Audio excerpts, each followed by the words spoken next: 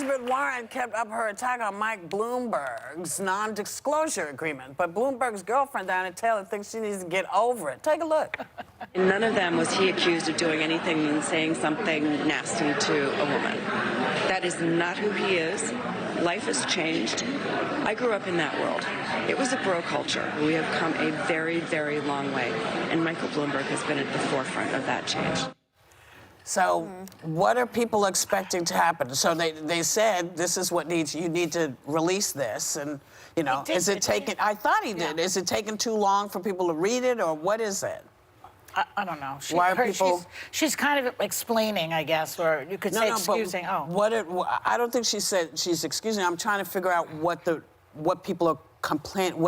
Are they upset that she said, listen, it's I think her saying years? It's bro culture sounds a lot like it's locker room talk. Like it sounds like Trump's sort of excuse for grab her in the blank. Well, they're talking about that 30 years ago. Trump was like last year. Yeah, it was more recent, obviously. But I think people want you to really fall on the sword with these issues, especially if my partner had a bunch of accusations, including one that Elizabeth Warren brought up last night, that you had been in a meeting with a woman and told her to kill her baby and get an abortion, among a whole litany of He denies that he said it. He denies it, but there's a record of it, and it's been reported in multiple places, including the Washington Post. So it's something that's, he has this reputation now for having women problems, and he did before he was running for president. And I think if you're her, you should say, look, he is a billionaire man who made a lot of mistakes. He has atoned for them. He understands what's wrong about it, and he will not be this kind of leader going forward. That's the thing I think it's about not that complicated. I think that he has actually learned his, as opposed to a lot of people in politics who never apologize, who never back off. I think he has learned it. I think he really has learned from that stop and frisk thing,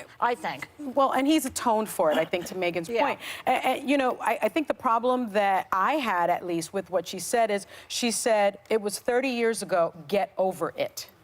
And that's the problem, because while she said she grew up in that culture, you know, I'm 51. I first went to work in that culture as well. But not all men did that. Not all men spoke to women like that. I had so many male mentors. I can list them. Judge Bell, Bob Spagnoletti, Jim Galeese. The list goes on and on and on. They respected me. Don't list a whole bunch of people, because you know folks then all of a sudden it's going to pop up. Stuff up. You're right. You're right. Going to pop up. You're right. But one of them came to my birthday show. He was a chief judge of the Maryland Court of Appeals. But again, you know, there were good men, and so to sort of blanket everyone and say, get over this. This was bro culture. Everyone treated women that way. No, they didn't. Well, no, they didn't. But I have to say, you know, a lot of folks did. I mean, as I brought up, you know, there was a whole TV show about how people treated. I mean, it did happen. We know it happened. But what I don't understand is, what do you have to do to prove that you're sorry? How do you? I mean, what? I don't mean. And we've had that discussion here. What's enough? I mean, short of jumping off a building and saying, I'm doing this because I'm sorry. You know, short of that. I think that if you're running for president, get your talking points straight. She sounds cavalier in the way she's answering it, and we are living in different times. And Elizabeth Warren just keeps going for the jugular, She needs to be. Elizabeth Warren needs to be careful. Yeah.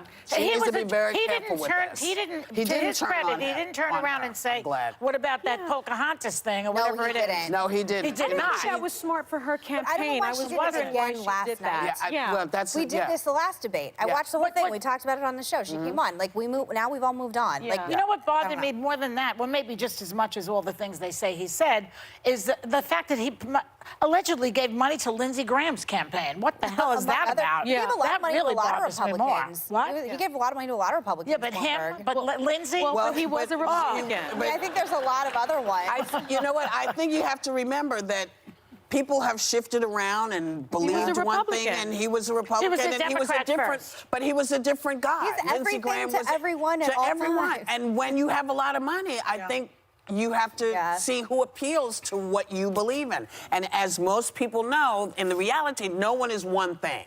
We all sort of are smooch the line a little bit. We think this or we have this. To that point, if you want somebody who reaches across the aisle, Bloomberg is your man. So is Biden. Those two will do it. If that's what you want, they will do that. And Bloomberg said that last night. I think for him going forward, though, he has got to get this tighter. I mean, Mitch McConnell will slap your hand while you're He has to tighten all of this up. He's had a lot of time. He's now had 2 debates. And if your girlfriend can't go on TV and get your messaging really tight and strong and be the woman that is falling on the sword for you, she's no use as a surrogate. I'm not impressed by her and not impressed by him in the way they're handling it. You got to do better.